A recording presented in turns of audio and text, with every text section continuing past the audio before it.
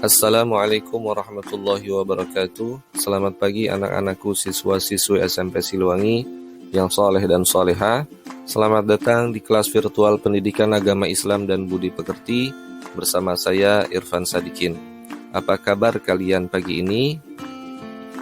Semoga kalian selalu dalam lindungan Allah Subhanahu wa Ta'ala serta diberikan kesehatan dan keberkahan.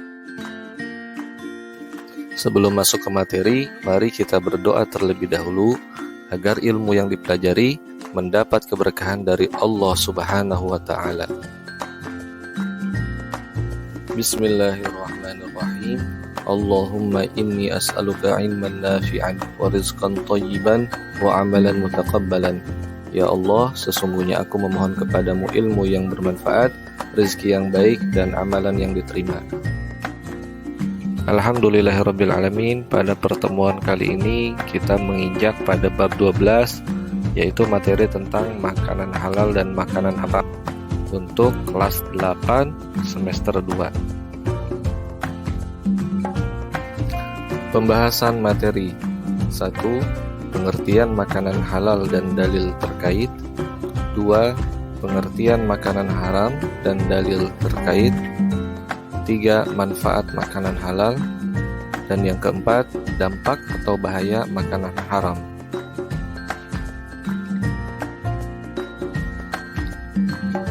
Makanan halal.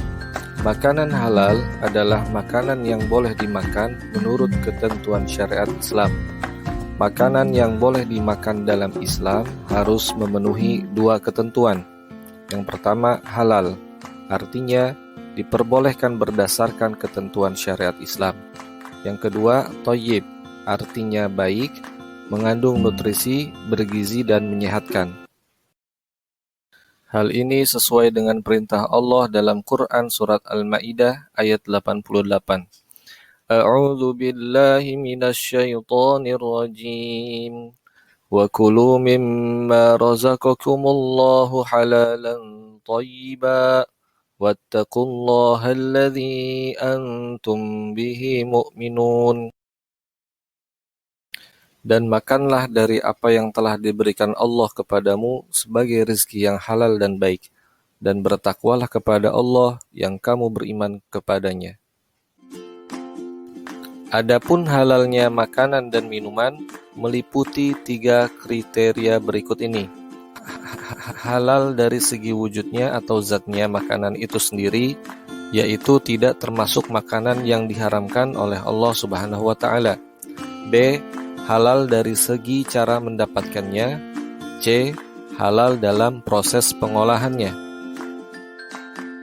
Adapun jenis-jenis makanan halal menurut wujudnya adalah sebagai berikut. 1. Makanan yang disebut halal oleh Allah dan Rasul-Nya. 2. Makanan yang tidak kotor dan tidak menjijikkan. 3. Makanan yang tidak mendatangkan mudarat, tidak membahayakan kesehatan tubuh, tidak merusak akal, serta tidak merusak moral dan akidah. Hukum asal dari makanan yang Allah ciptakan di dunia ini adalah halal sampai ada dalil yang mengharamkannya. Agar lebih mudah kita mengetahui makanan yang dihalalkan oleh Allah, kita cukup mengetahui makanan yang diharamkan oleh Allah agar bisa menghindarinya. Nah, makanan apa saja sih yang haram untuk dimakan? Makanan yang haram artinya makanan yang tidak boleh dimakan menurut ketentuan syariat. Hal ini sesuai dengan firman Allah Subhanahu wa Ta'ala dalam Quran Surat Al-Ma'idah ayat 3. A'udzu billahi minasyaitonir rajim. Hurrimat 'alaikumul maitatu wad-damu wa lahmul khinziri wa ma uhilla li ghairillahi bih wal munkhaniqatu wal mawqudhatu wal mutaraddiyatu wan natihatu wa ma akala sab'u illa ma dzakkaytum wa ma dzubiha 'alan nusub wa an tastaqsimu bil azlam dzalikum fisq. Shadaqallahul azim. Berdasarkan ayat tersebut, dapat kita ketahui bahwa makanan yang haram antara lain bangkai, darah, daging babi, daging hewan yang disembelih atas nama selain Allah, Hewan yang mati karena tercekik, dipukul, terjatuh, ditanduk hewan lain, diterkam binatang buas, hewan yang disembelih untuk berhala. Pada dalil yang lain, Allah Subhanahu wa Ta'ala juga mengharamkan semua jenis makanan yang mendatangkan mudarat atau bahaya terhadap kesehatan badan, jiwa, akal, moral, dan akidah, sesuai dengan surat Al-A'raf ayat 33. Kemudian, semua jenis makanan yang kotor dan menjijikan, sesuai dengan firman Allah, Quran surat Al-A'raf ayat 157. Kemudian, makanan yang didapatkan dengan cara batil, sesuai dengan surat An-Nisa ayat 29.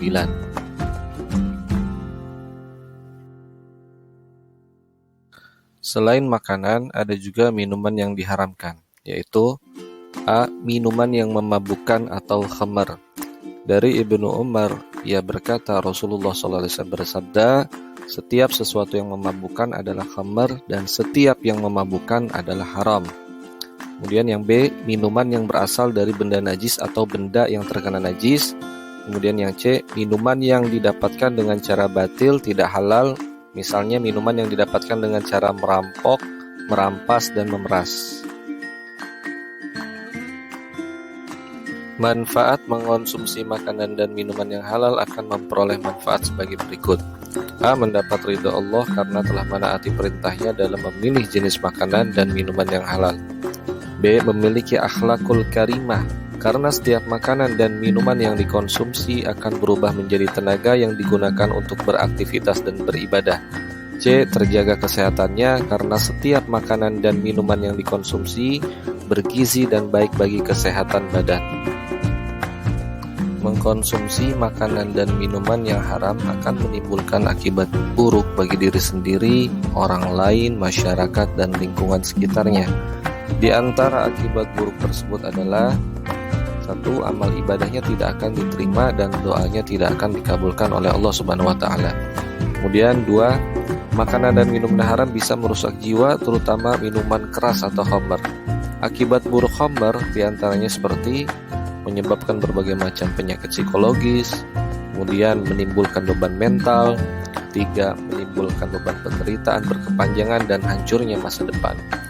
Kemudian yang C, makanan dan minuman yang haram dapat mengganggu kesehatan tubuh. Dan D, menghalangi mengingat Allah Subhanahu wa Ta'ala. Alhamdulillahirabbil alamin. Demikian ringkasan materi yang bisa Bapak sampaikan pada pertemuan kali ini. Mudah-mudahan cukup jelas dan bisa dipahami. Untuk selanjutnya, silakan baca lagi panduan yang ada di buku paket apabila masih kurang jelas. Akhirul kalam, Bapak ucapkan Assalamualaikum warahmatullahi wabarakatuh.